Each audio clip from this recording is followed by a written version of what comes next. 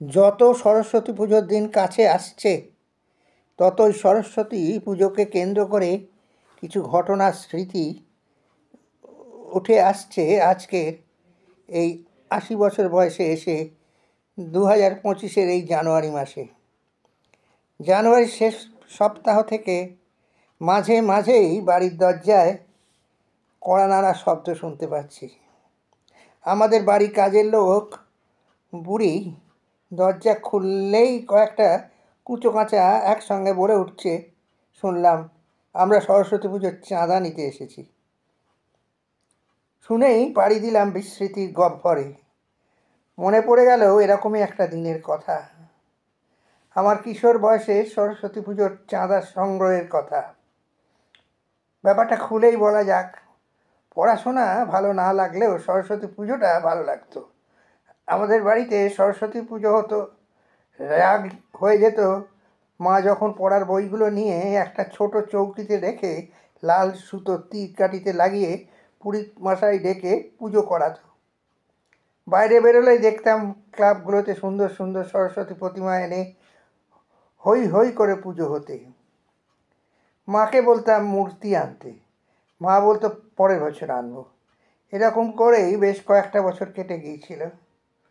আমার তখন 11 বছর বয়স।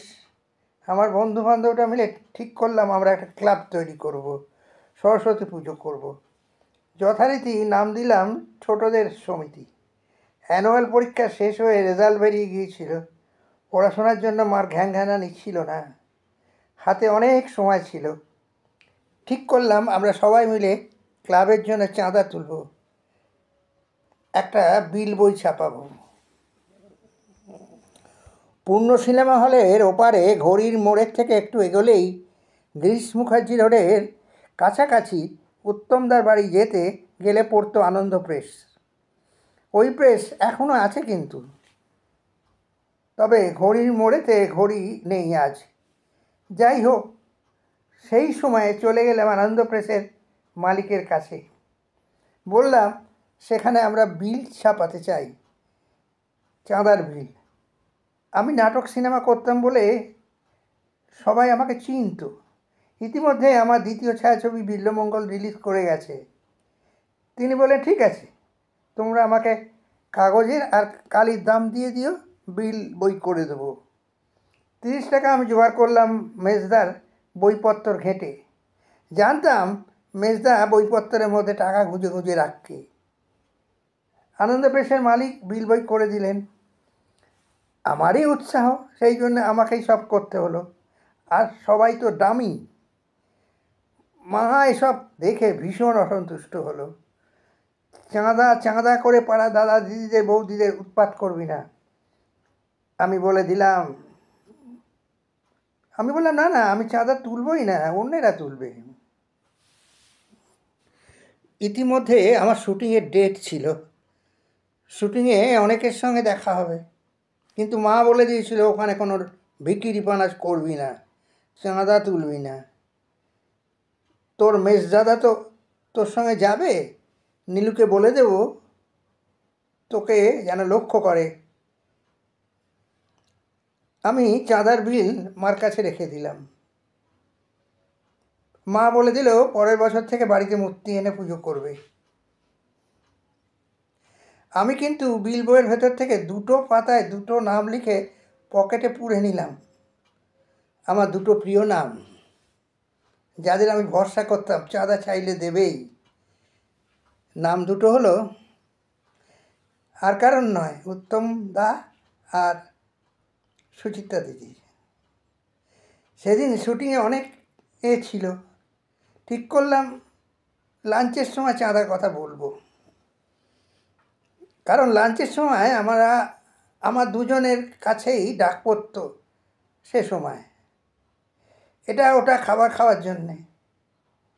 দুজনের দুটো মেকআপ রুম ছিল বিপরীত দিকে।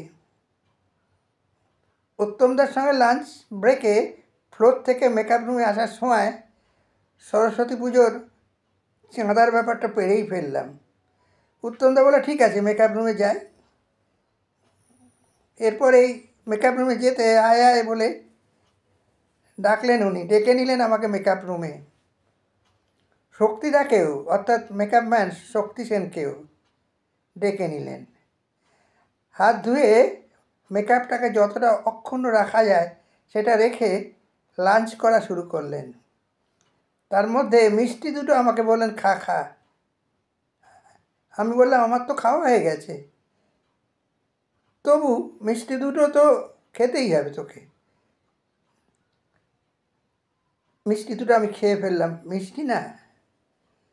উত্তমদা লাঞ্চ করতে করতে শক্তিদাকে বললেন তার পাঞ্জাবিটা নিয়ে আসতে। টিস্যু পেপারে হাত মুছে মানিব্যাগ থেকে একটা 100 টাকার নোট আমার হাতে দিয়ে দিলেন। দেখে আমার আক্কেল গ্রুম, আশা করিনি। 1955 সালে 100 টাকা, এত! আমাদের সরস্বতী পুজোর চাঁদা। উত্তমদা বললেন, কিরে খুশি তো? মাথা নাড়তে নাড়তে উত্তমদার নামের বিলটা 100 টাকা লিখে তাকে দিতে গেলেই বললেন, ওটা দরকার পড়বে না, ওটা তোর কাছে রেখে দে। এরপরে আমার ডাক পড়লো সুচিত্রা দিদির ঘরে। জিজ্ঞেস করলো, খেয়েছিস? বললাম, অনেকক্ষণ খাবার খাওয়া হয়ে গেছে। কোথায় খেলি? কেন, আগেই খেয়েছি আমি। তাহলে তুই কমলা লেবুটা খা, বললেন সুচিত্রা দিদি। মিষ্টিটাও খা। আমি বললাম, না না, উত্তমদা আমাকে দিয়েছে মিষ্টি। উত্তরে বললেন, ও তাহলে তো তোকে খেতেই হবে। চাঁদার ব্যাপারটাও এই সুযোগে বলে নিলাম। জানি সুচিত্রা দিদি সঙ্গে সঙ্গে চাঁদা দেবে না, লেখাপড়ার কথা তুলবেন। ঠিক তাই। বলল, অ্যানুয়াল পরীক্ষা হয়ে গেছে তোর? বললাম, হ্যাঁ, উঁচু ক্লাসে উঠে গেছি। সুচিত্রা দিদি তখন লাঞ্চ শেষ করে হাতটাকে তোমারেতে মুছতে মুছতে মেকআপ রুমের আয়নার লাগোয়া ড্রয়ারটা খুলতে খুলতে প্রশ্ন করলেন, অঙ্কে কত পেয়েছিস তুই? সত্যি কথাই বললাম, 40। এত কম? পড়াশোনা করিস না, খালি ফাঁকি মারিস। পরের বার ভালো করে পড়ে অনেক নাম্বার তুলতে চেষ্টা কর। বলতে বলতে ড্রয়ার থেকে ভ্যানিটি ব্যাগ খুলে একটা 100 টাকার নোট বার করলো।